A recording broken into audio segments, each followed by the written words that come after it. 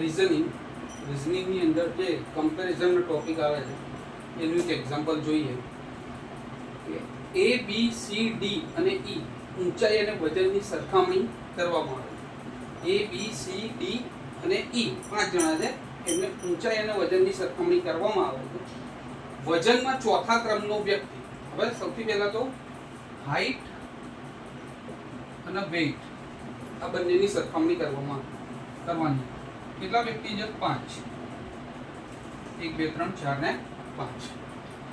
વજનમાં ચોથા ક્રમનો વ્યક્તિ ડી સૌથી ઓછી ઊંચાઈ ધરાવે છે. હવે આપણે એ રીતે ગોઠવીશું કે સૌથી પહેલા મોટો, પછી એનાથી નાનો, પછી એનાથી નાનો, એનાથી નાનો અને સૌથી નાનો. બરાબર? તો અહીંયા લખ્યું છે વજનમાં ચોથા ક્રમનો વ્યક્તિ ડી સૌથી ઓછી ઊંચાઈ ધરાવે. સૌથી ઓછી ઊંચાઈ એટલે છેલ્લે આવશે અને કોણ છે? ડી. બરાબર? અને વજનમાં કયા ક્રમનો છે? ચોથા ક્રમનો. કયા ક્રમનો? ચોથા. બરાબર? ઊંચાઈમાં એ બીજા ક્રમે ઊંચો છે. એ છે એ કયા ક્રમે? બીજા ક્રમે. આ પહેલો ક્રમ અને આ બીજા ક્રમે. બરાબર? પણ ઈ કરતા નીચો છે. એટલે ઈ કરતા કેવો થઈ ગયો? નીચો. બરાબર? એ બીજા ક્રમે ઊંચો છે અને ઈ કરતા નીચો. બરાબર? આ રીતે આપણે આગળના વિડીયોમાં બતાવ્યું એ પ્રમાણે ગ્રેટર ધેનનો ઉપયોગ કરીશું. પણ ઈ કરતા નીચો. સૌથી વધારે વજનનો વ્યક્તિ ઊંચાઈમાં ત્રીજો ક્રમ ધરાવે છે. સૌથી વધારે વજનનો એટલે હાઈએસ્ટ વેઇટ હશે, જેનું હાઈએસ્ટ વેઇટ એટલે સૌથી વજનમાં સૌથી પહેલા નંબરનું કે જેનું વજન સૌથી વધારે હશે એટલે કયું? ત્રીજા ક્રમનું.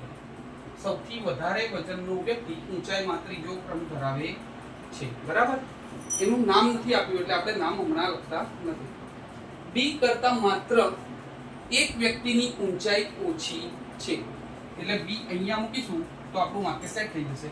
બી કરતા માત્ર એક વ્યક્તિની ઊંચાઈ, એટલે બી પછી એક જ વ્યક્તિ છે કે જેની ઊંચાઈ ઓછી છે, જેનું વજન અનુક્રમે ઈ અને એ કરતા ઓછું છે.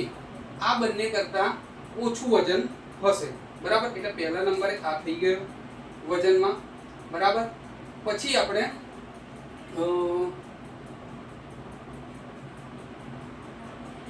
બીજા અને ત્રીજા નંબરે આને આપીએ તો ચોથા નંબરે બી આવે. પણ વેઇટમાં ચોથો નંબર તો કોનો છે?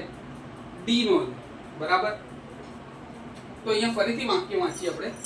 બી કરતા માત્ર એક વ્યક્તિની ઊંચાઈ ઓછી છે, જેનું એટલે અહીંયા ડી ની વાત થાય. બરાબર? ડી ની વાત થાય છે કે જેનું વજન અનુક્રમે ઈ અને એ કરતા ઓછું છે. હવે ડી નું વજન ચોથા નંબરનું હતું એટલે અહીંયા અનુક્રમ શબ્દ વાપર્યો છે કે જેનું વજન અનુક્રમે ઈ અને એ કરતા ઓછું છે. એટલે ડી નું વજન ઈ અને એ કરતા અનુક્રમમાં ઓછું છે. એટલે આનો 4 નંબર હશે.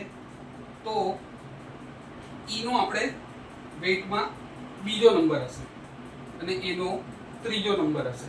બરાબર? તો હવે આપણે ઉપર જો કોણ બાકી રહ્યું છે? એ બી સી નથી આવ્યો તો સી અહીંયા આવી જશે અને વેઇટમાં 1 2 3 4. બરાબર? અને વેઇટમાં આ બી 5મો નંબર. આપણી આખી શ્રેણી ગોઠવાઈ ગઈ. અહીંયા ગ્રેટર ધેન મૂકી દીધી. બરાબર?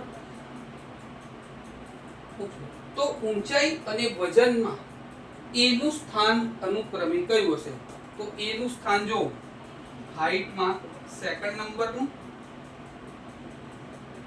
અને વેઇટમાં ત્રીજા નંબરનું. બરાબર? હવે અહીંયા જો ઓપ્શન આપણને આપેલા છે પહેલું અને ત્રીજું નથી આવું, બીજું અને ત્રીજું. બરાબર? તો આપણો ઓપ્શન આવી જાય જવાબ. બરાબર? જવાબ આવશે બીજું અને ત્રીજું.